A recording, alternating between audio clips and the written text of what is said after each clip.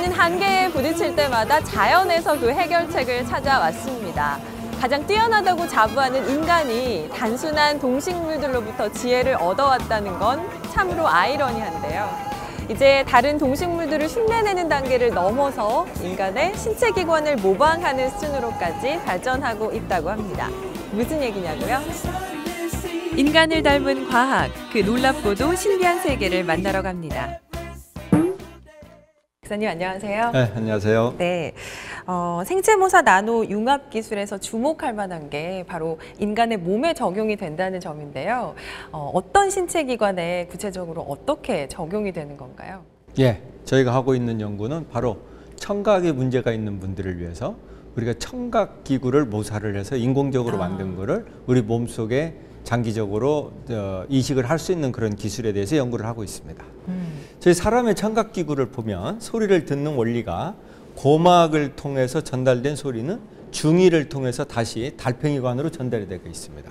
흔히 겉으로 보기에는 우리가 고막 정도밖에 모르고 있는데 실제는 달팽이관의 모양을 닮은 달팽이관 속에 우리가 소리를 감지할 수 있는 비밀이 숨어 있다고 볼 수가 있습니다. 그런데 안타깝게도 이런 청각의 장애를 가진 아이들이 1000명당 1.3명 정도가 태어나고 있습니다. 그래서 국내에도 매년 한 900여 명이 태어나고 있고요. 전 세계적으로 보면 약 2억 8천 명이라고 하는 어마어마한 숫자가 이런 소리를 듣는데 어려움을 겪고 있습니다. 그래서 이런 그 어려움을 겪고 있는 장애를 가지고 있는 분들한테 우리가 이런 기술을 개발을 해서 새로운 삶을 밝혀가는데 이제 기여를 할 수 있을 걸로 생각을 하고 있습니다. 이것이 바로 우리 귀 속에 있는 달팽이관 모습입니다. 여기 보시면은 달팽이관이 다음과 같이 이렇게 말려 있는 구조로 되어 있는데 이 경우는 아무튼 구조를 최소화하기 위해서 자연적으로 이렇게 말려 있는 구조인데 저희가 실제로 제작할 때는 이런 말려 있는 구조로 제작하기가 굉장히 어렵기 때문에 저희는 이 달팽이관 구조를 이렇게 펴가지고 그 구조를 맴스 공정과 나노 기술을 이용해서 그 기능을 구현하게 되겠습니다.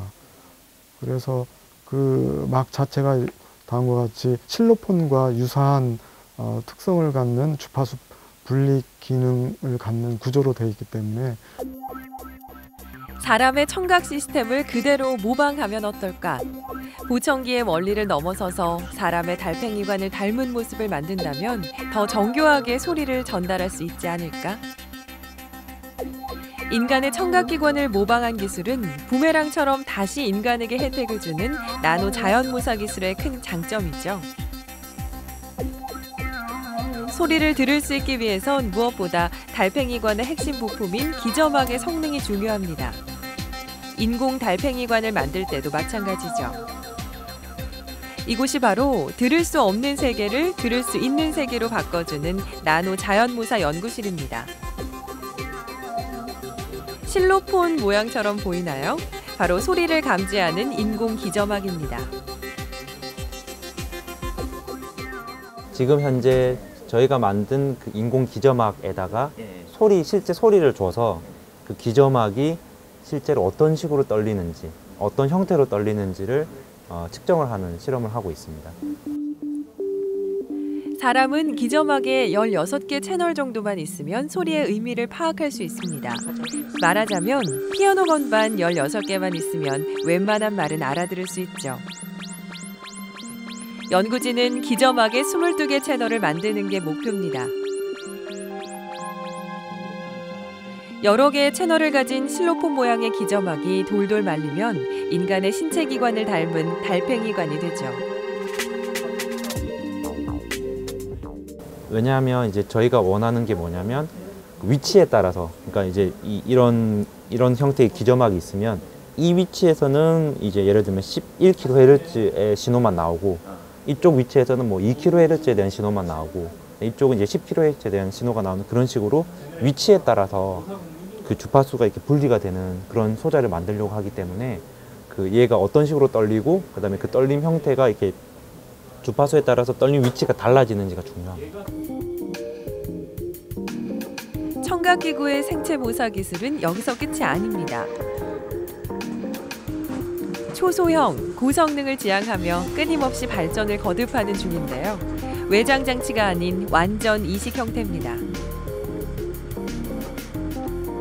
저희가 최종적으로 아무튼 만들려고 하는 거는 이 달팽이관의 원리를 이해하고 메커니즘을 이해하고 이 기능을 저희가 가지고 있는 초소형 미세 기계 전자 시스템 공정을 이용하고 또 나노 또 기술을 이용해서 이 기능을 그대로 모사를 하려고 하고 있습니다. 기존의 인공 달팽이관은 외장 장치로 겉으로 노출이 됐었는데요. 최근 개발 중인 인공 달팽이관은 귓바퀴 뒷부분에 삽입하기 때문에 수술 여부를 눈으로 알아보기란 쉽지 않습니다. 우리 과학기술이 인간을 닮아간다는 생각이 듭니다. 또 우리가 이런 자연모사는 이런 뭐 기구를 만든다거나 장치를 만드는 거 외에 이런 건축물에 또 많이 사용이 되고 있습니다. 에펠탑을 다녀오신 분이 많이 계실 텐데 에펠탑은 우리 사람의 뼈를 모사를 해서 만든 겁니다. 이걸 디자인하신 분이 실제로 이 사람의 골반뼈의 형상을 보고 이걸 디자인을 했다고 보고가 되고 있고요. 잘 알고 계시는 북경의 그 올림픽 스타디움은 새 집의 구조를 모사를 해서 아주 가벼우면서도 강도가 높은 이런 건축물을 제작을 한 거가 있고요. 이를테면 이런 연꽃을 모사한 이런 템플도 있고요. 이런 달팽이를 모사한 모양을 건축물들도 있고요. 또 최근에 이 개미집이라고 하는 거에 흥미를 가지고 건축물에 응용한 사례가 많이 보고가 되고 있습니다. 실제로 짐바브웨에 있는 쇼핑센터나 호주의 멜버른시에 있는 시청사는 이런 개미집의 통풍 원리를 모사를 해서 에너지를 60% 이상 세이브를 했다, 전략을 했다라는 보고가 있습니다. 이런 역사적으로 보면 이런 자연모사 공학이라는 게 특히 우리나라에서는 자랑스러운 유산들이 많이 남아 있습니다. 우리가 가장 머릿속에 쉽게 떠올릴 수 있는 게 바로 거북선이 되겠습니다.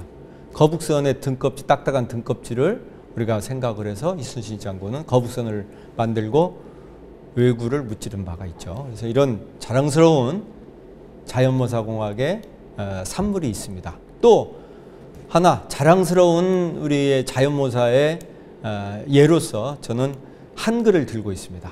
우리 한글은 우리 세종대왕께서 창제를 하실 당시에 한자 세대를 극복하기 위해서 보편성을 높이고자 노력을 했습니다.